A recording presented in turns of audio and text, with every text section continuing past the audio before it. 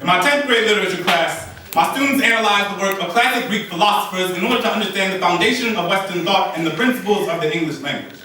In the back left-hand corner of the class sits Kevin, a 15-year-old boy with academic apathy embroidered on his eyelids and a stardust disposition that can be seen all the way from the other side of this 1960s kaleidoscope of a hallway. Keeps his head face down on his desk because with no father, he's never known a black man in this world worth looking up to. But I try to engage him anyway. Try to connect this excerpt from a 1,000-year-old text to the world he wakes up to every morning. And some days are more successful than others. But today, Kevin comes up to me after class and says, "Mr. Smith, why do we even read this stuff anyway?" So I tell him, Kevin, Socrates was killed for political dissension. This world wants to either see you killed or sit in detention. His time was more similar to yours than you think, but now Athenian and Spartan militias manifest themselves in bandanas and brown skin, so I beg of you, don't become part of a war in which you were never meant to fight. Listen, Aristotle said we all what we repeatedly do, excellence therefore is not an act, but a habit. So you better act like you have it, because the only difference between you and these Greek philosophers is the scraggly beard, the wrinkly skin, and that silly-looking robe. But your ideas are no less profound, your insights no less enlightening, your values no less important. There are brilliant words bubbling from the ballpoint tip of your pen if you just take off the cap, but what do I know?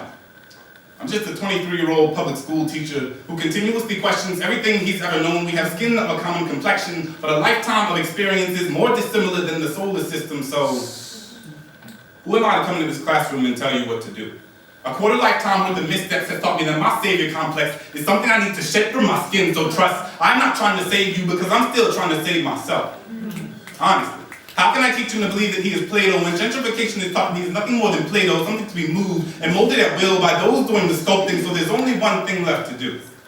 Become the sculptor and not the sculptor. Become the statistician and not the statistic. Kevin, I'm not perfect. I'm just a teacher trying to get you to understand all that you are already capable of doing, so I have no choice but to make sure you understand how to dissect this text, because me teaching you poetry through Lil Wayne lyrics won't help get you into college. We will work until concepts like the prison industrial complex and the achievement gap are archived into the library of America's imperfections. You will learn to read critically, write consciously, and speak clearly, because that is the only way this world will ever listen to what you have to say. So let's make this world see you in more than just Jordans and prisons. Let's split that and have them see you with college admissions. Show them you are more than just a jumble of brown-faced quantitative data on charts and spreadsheets. Show them there is an Aristotle awaiting to be awakened in your chest. Show them there is a Plato pumping potential through your veins. Show them there is a Socrates ready to spring forth from your throat. Your Mount Olympus is standing right in front of your face.